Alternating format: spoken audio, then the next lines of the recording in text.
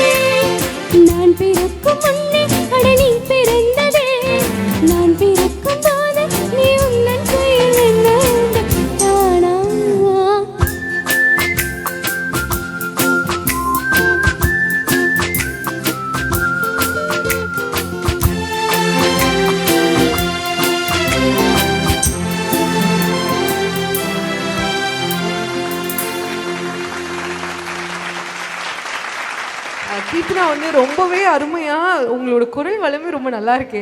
சரி சொல்லுங்க கீர்த்தனா, நீங்க எப்படி உங்களுக்கு இந்த பாட்டு பாடுறதுல வந்து இவ்வளோ இன்ட்ரெஸ்ட் வந்துச்சு? எப்படி சின்ன வயசுல இருந்தே நீங்க வந்து பாடகரா எப்படி?